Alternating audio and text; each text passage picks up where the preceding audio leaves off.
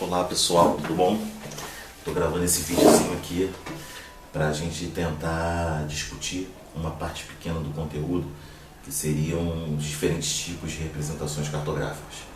Como eu disse para vocês, esses materiais auxiliares que a gente vai estar produzindo aqui na disciplina de cartografia básica, ele não tem o intuito de substituir as atividades síncronas, né? Mas eles têm o intuito de complementá-las, né? E também de estar ajudando aqueles colegas que porventura não possam naquele dia estar na atividade síncrona ou que porventura não estavam online na atividade e tiveram uma queda de internet, coisas do tipo. Então, essas atividades são complementares à nossa dinâmica de disciplina nesse período especial, né? Que é as atividades remotas. E aí eu vou gravar esse videozinho curto para a gente apresentar aqui diferentes tipos de representações cartográficas, né? Assunto que é discutido nessa primeira parte da nossa disciplina, no primeiro capítulo, né, da nossa disciplina. Bem, as representações cartográficas, como nós vimos, elas são representações reduzidas da superfície terrestre.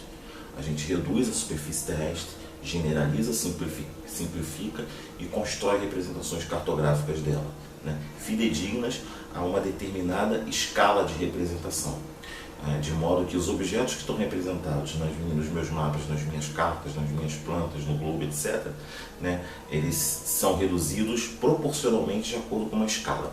Mas escala é um assunto que a gente vai ver ainda bem lá na frente. O principal assunto a ser discutido agora são os diferentes tipos de representações cartográficas, pelo menos alguns desses tipos, né? Bem, uma primeira representação cartográfica que eu queria apresentar para vocês é o globo, né? O globo é uma representação cartográfica e dentre as representações cartográficas, o globo é o que mais se aproxima da verdadeira forma da Terra. Verdadeira forma da Terra, que vai ser um assunto também dessa disciplina e também já nos próximos capítulos, né?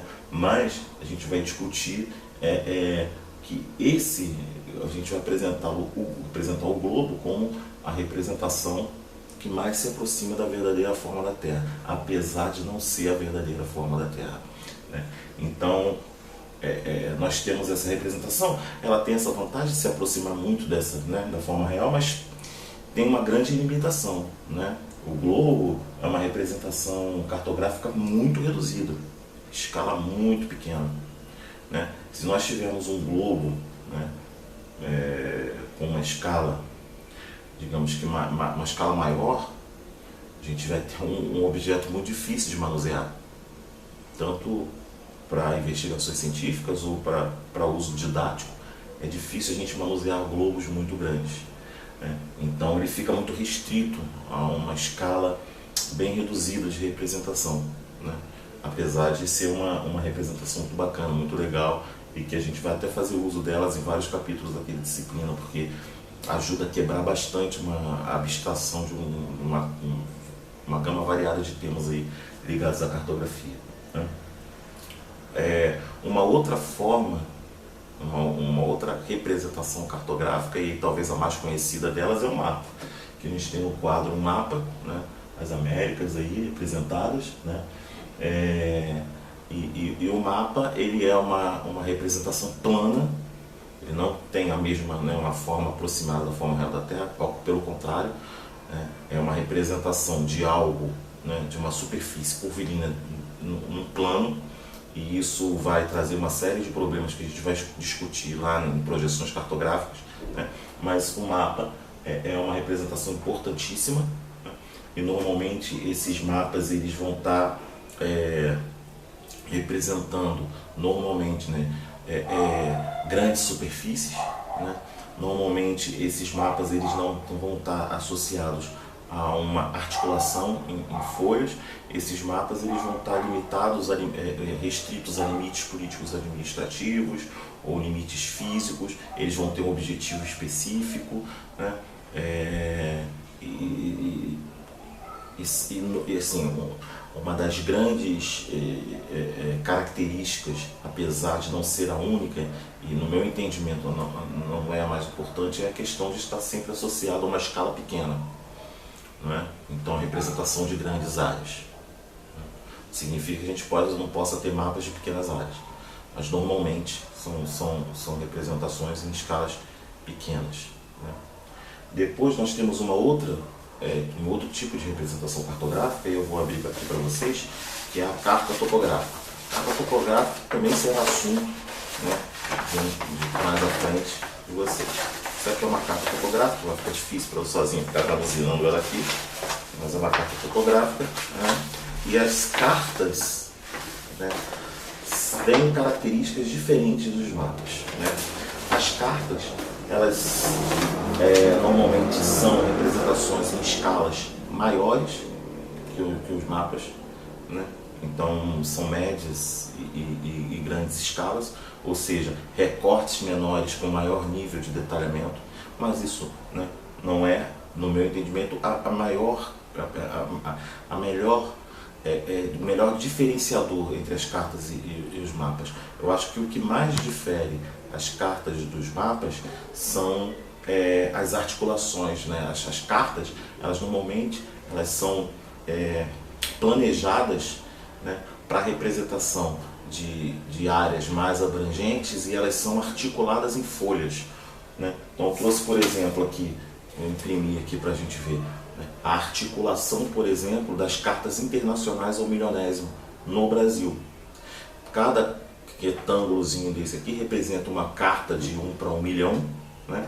E nós temos nessas cartas de 1 para 1 milhão a representação articulada de todo o território brasileiro nessa escala.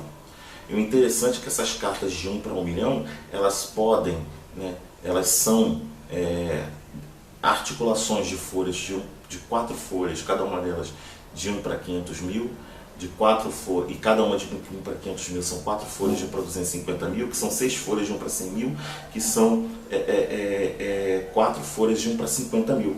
Essa carta, por exemplo, aqui, é uma carta de 1 para 50 mil, né? Ela se chama Mangaratiba, ela é uma folha que está dentro da articulação SF23, então ela é uma carta de 1 para 50 mil, um recorte pequeno da folha que está aqui, ó, SF23, no Rio de Janeiro. Ou seja, a gente tem uma articulação de diferentes folhas em diferentes escalas que juntas cobrem todo o território nacional. Por isso nós chamamos esse tipo de representação de carta, né? Então, além delas trabalharem normalmente, geralmente, em escalas de maior detalhe e menor abrangência, elas também se caracterizam por se articular em folhas. Ao contrário dos mapas, que, né, na grande maioria das vezes não tem essa preocupação. E na grande maioria das vezes também estão associados a escalas, né, mais reduzidas, porém mais abrangentes, né, representações de áreas mais abrangentes. Além dessas representações, nós temos também as imagens de satélite, e nós temos também mapas, imagem, por exemplo, quando a cartografia digital criou uma série de novas possibilidades, que é associar, por exemplo, elementos da cartografia analógica, né, tradicional, os vetores. Pronto, a terrorista invadiu aqui o vídeo, mas tudo bem. A gente tem a possibilidade de trabalhar com elementos da cartografia analógica tradicional, associando-os a outro tipo de representação cartográfica, que são as imagens de satélite, né? Então aí a gente constrói o que a gente chama de mapas-imagem. É como se a gente pudesse sobrepor informações do mapa em cima de uma imagem de satélite, né? Então existe uma série de representações cartográficas, todas elas são importantes, todas elas atendem a um determinado fim. A gente pode chamar os croquis também de representações cartográficas. Os croquis, que normalmente são croquis esquemáticos, antigamente muito utilizados em trabalhos de campo, né? A gente, quando tinha uma cartografia, uma fotografia analógica que era cara e que não tinha os recursos tecnológicos que a gente tem hoje, a gente elaborava muitos croquis em trabalhos de campo. Até hoje os croquis são muito importantes, porque eles acabam sendo a leitura da percepção daquele que está visualizando uma determinada paisagem, né? Então os croquis também são representações cartográficas e são importantes, né? Apesar de apesar de a gente tê-los cada vez mais subutilizados, né? Mas são representações cartográficas importantes. Então a gente tem uma série de representações cartográficas todas diferentes entre si, cada uma com as suas aplicações e importâncias, né? Tudo isso está lá no material que a gente disponibilizou, escrito. Tudo isso a gente pretende discutir também nas atividades síncronas, mas a gente quer disponibilizar esse material também para quem quiser rever, revisitar, ou para aqueles que porventura não puderem estar junto com a gente nas atividades síncronas. Tudo bem? Então é isso. Valeu. Qualquer dúvida, mandem mensagem, escrevam, entrem em contato ou esperem a próxima atividade, o próximo encontro para a gente sanar as dúvidas. Beleza? É isso. Grande abraço. Até mais.